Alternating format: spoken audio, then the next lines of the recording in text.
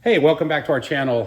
Today we're tackling another project on the 2015 Kia Soul. One of the things that's been happening is my daughter, when she's driving this, the radio has been kind of cutting in and out at different intervals, which could be a number of things. But then she started noticing as she's going uphill and putting load on the car that the lights are also dimming.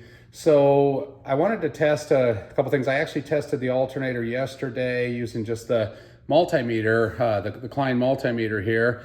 It seems to be testing fine, which is kind of strange because that's what I first thought it was. So now we're going to check the battery, and for the battery test, you could also use the Klein tool. It'll work just fine for doing that. But today we're going to take a look at using this MotoPower version, and it's just a battery tester.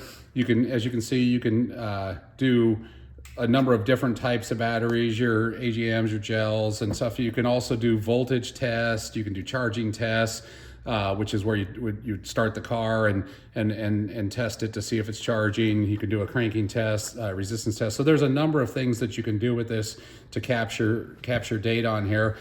I'm hoping to just test it and figure out real quick, is it a bad battery or not? So we're going to give that a shot. So let's open this up.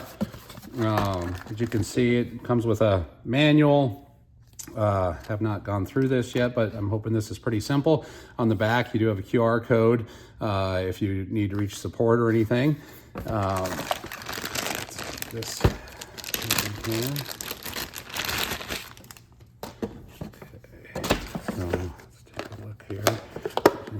On the box. There's some other information on the back of the box for their website and stuff, I guess, if you need that, or customer service. So a little bit about the product. So looks like a pretty good tool. I watched some videos on this online, and it seemed to be pretty easy and pretty good tool. So let's just give this a shot. It's kind of like a standard jumper cables. You've got your little clamps, your red and your black here.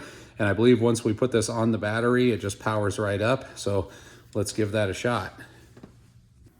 All right, we're back here. We're gonna jump in and we're gonna do the battery test here. I've got Zeta helping me out again. So she's, as you guys know that follow the channel, she's helping me out with some of our projects. So Zeta, if you want to go ahead and attach those, let's go. We're gonna put the black on the black side. You may have a red and black cable actually on your battery. If you don't have a red and black cable on your battery, there is a little plus and minus sign. Now you'll notice as soon as she gets that one on, this side's a little trickier just because of the way but she got it on there. As soon as she attached that, you'll see, yeah, it kind of pops off. You gotta, that side's a little goofy. That should be good. Okay. Now, as soon as she did that, you'll notice that the screen actually powers right up. And I'll see if I can get a decent view of this screen. Oh, there we go. It powers right up. So you can see what we're looking at here. The battery there. Oh, there we go. There's a clean view. Sorry about that. Okay, and you've got battery up there, and you've got some different options, start, charge, wave setting, and print. So we're just going to start with battery today, and you've got these little function keys down here that you can scroll through. So for now, since it's already on battery, we're just going to click OK. And that's going to give us two choices, quick test or standard. Let's scroll down to standard, and then we'll hit OK. And then regular battery. Okay, and now it's going to ask you for the cold cranking amps here. That's the CCA. And if you look over here on your battery, every battery is a little different. This particular one, you'll see right here, it's got 700 CCA.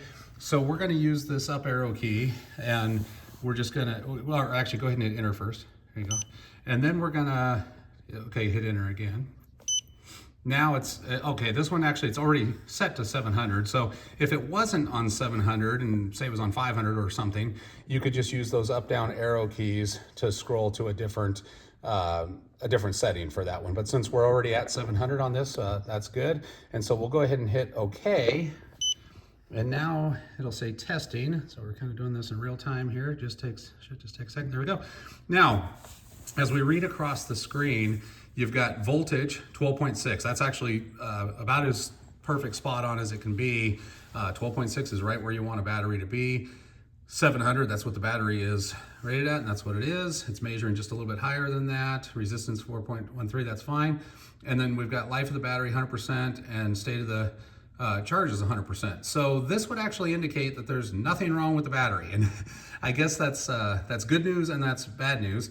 Bad news is now I don't know what the problem is since I've tested the alternator and the battery. So I do think when I look at this battery, it would appear, and I don't know, it would appear that this is a original battery to this car, which I find hard to believe because this is a 2015, but I don't think anybody would replace the battery and go put a factory one back in.